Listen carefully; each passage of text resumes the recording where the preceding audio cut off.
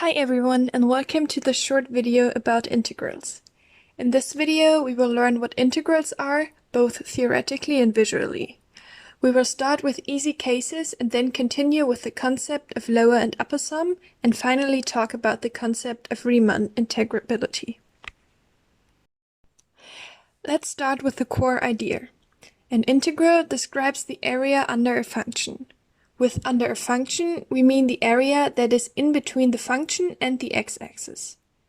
Therefore, these are the boundaries that are important for the integral. Often, like in this example, the integral can be divided into smaller sub-areas, precisely every time when we cross the x-axis a new sub-area begins. The total integral is now the sum of all sub-areas. However, there is one important thing to mention here. The parts that are above the x-axis are counted as positive, and the parts below the x-axis are counted as negative. So in summary, the integral of a function is the area that is bounded by the function and the x-axis, and we count the parts above the x-axis as positive and the ones below as negative. If we want to bound an area, we will also need to bound it on the sides. An integral is therefore defined on a given interval. Let's say we have the interval from a to b. Then a is the left limit, or also called the lower limit, and b is the right limit, also referred to as the upper limit. The sketch should give you an intuition of this. The integral from a to b of the function f of x is precisely the area that is bounded by the function, the x-axis, and the two limits a and b. Formally, integrals are written with this curved line, where you write the lower limit below and the upper limit above. The function you want to integrate is written behind the sign. And finally, you always have to specify over which variable you want to integrate. So if your function is defined for x, you want to integrate for that, so you will write dx. If you, let's say, want to integrate the function f of u, you would consequently write du. So while this is only a small part of the notion, it should not be forgotten. Let's recap what we've learned so far. An integral is the area under a function on a specific interval ab. Parts below the x-axis are counted as negative and parts above as positive. We add all these parts and the result would be the integral. Now on to some examples. Imagine you are given the following 4 sketches of functions and should calculate the integrals from 0 to 6. The functions are drawn in red, and as a visual helper, the areas are already colored. You can take a moment and try to calculate them on your own. We will go through the solutions together in a second. Here you can see the solutions. In the first example, we have 3 sub-areas. The first one is 1 by 1, and therefore this area has the value 1. It is counted positive as it is above the x-axis. The second sub-area is 1 by 2, resulting in 2. It is negative because it is below the x-axis. The last sub-area is positive again and has the value of 5.5. In total, the integral is therefore 4.5. In these cases, you can count the squares to get the area under the function. This works the same for the other 3 examples and results in 4 minus 2 equals 2 for the second example, 5 minus 1.25, which is 3.75 in the third example, and minus 0.5 plus 7.5, which is 7 in the last example. So far so good. Up till now this looked quite easy, but let's take this further. In the previous examples, we were easily able to compute the integrals because we had super easy functions with only straight lines. But imagine now that you have a curvy function. How do you compute the area below that? This is actually not so trivial and seems complicated. You cannot simply count squares on your sheet anymore. So what do we do? If we think back, calculating an area for straight lines was quite easy, especially for horizontal lines. What we could do now is dividing our area under the curvy function into small chunks. The top part of each chunk is curvy, but the other 3 sides are straight. So what we could do now is simply changing that top part to a straight line as well. Then we can easily compute the area in this rectangle and add all rectangles up.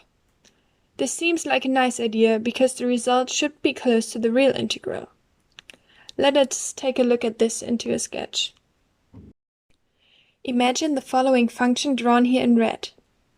Calculating the area below it seems complicated, so let's use the idea with the rectangles. So we divide the total area into smaller chunks. The question is still, where do we make the cut for the upper line? One idea would be to use the smallest y value of that interval, or to use the biggest one. This is exactly what the concepts of lower and upper sum are. They try to approximate the integral in the way just described, but use different values for the upper line. So the lower sum approximates the integral from below, as the name indicates. Therefore, we take the lowest value of the function f of x in each subinterval and make a horizontal line there. The upper sum does the opposite, so we choose the highest value, as always, as the upper limit. Looking at this, we can clearly see that the real integral is not the same, but it needs to be somewhere in between the upper sum and the lower sum. It is still not perfectly approximated, but we are getting there. If you think back, our goal is to get the total area under the function. Therefore, the smaller we make our chunks of the upper and lower sum, the better we will approximate the real integral. If you visualize this, it helps to understand why this is the case. The smaller the chunks are in the lower sum, the less cutouts we have between the function and the area we are calculating. This is the same for the upper sum. The smaller the chunks, the less we add parts to our calculation that are actually not part of the true integral. Therefore, upper and lower sum are really nice methods for calculating and approximating an integral. Now let's take a look at the formal definition of them. First of all, a spoiler, we will take a look at this in visual terms in a second, so don't be too scared by all the mathy terms here. Let's say we have an f, which is a real valued function on some interval ab, and we have the partition P, which divides the interval AB into n chunks. So this means we have now divided the interval AB into equally sized areas, cut it at the points x0, x1, and so on until xn. With this, we can formally define the lower and upper sum as follows. The lower sum is defined as the sum starting at k equals 1 and running until n of xk minus 1 times the infimum of f of x in the interval between xk minus 1 and xk. For the upper sum, we have the same definition, but we use the supremum instead of the infimum. In the sketch here, you can see a function f of x, drawn in red. We want to calculate its integral and approximate it via upper and lower sum. We therefore divided the area into 7 chunks. The yellow-colored area is the lower sum, and yellow plus orange is the upper sum. Now, if we look at the formula, we have different parts. First of all, the sum. The sum denotes that we add all chunks together. Now to the part inside of the sum. Let us take a look at it together with our example. The part inside the sum describes the area in one chunk. The blue chunk here is therefore an example.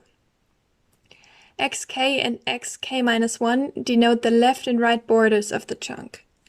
If we want to calculate the area in a rectangle, we have to multiply the lengths of the sides.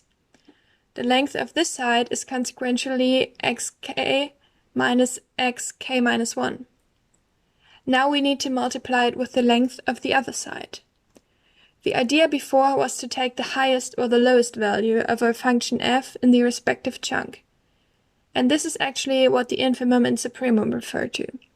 So to phrase these mathematical formulas into words, we sum up all the rectangular subareas which are calculated by the length on the x-axis multiplied by infimum or supremum of a function in between this interval.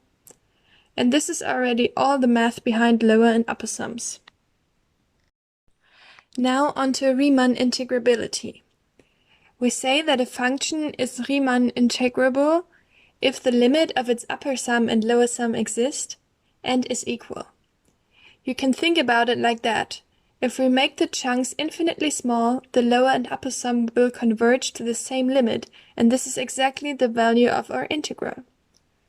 Therefore, the lower sum and the upper sum are really cool concepts. So while indeed they are cool, they still don't really solve our problem for integrating. We can use them for approximating the integral, but this number will only get better and more interesting when we increase the number of chunks drastically, which at the same time means increasing the amount of calculations we need to make. Therefore, to calculate exact integrals, we will need to come up with a different method. The solution here is the fundamental theorem of calculus. But before jumping right into that in the next video, you can recap what you just learned in 2 exercises on the next slide. Here you can test your new knowledge and apply it to real examples. As always, the solution to them can be found on the next slide.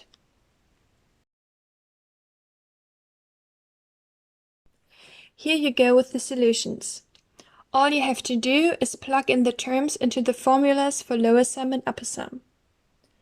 And that's already it with the introductory video to integrals. By now you should be familiar with the general concept of an integral, as well as with the concepts of lower sum, upper sum, and the definition of Riemann integrability. I hope you liked this one and see you again next time.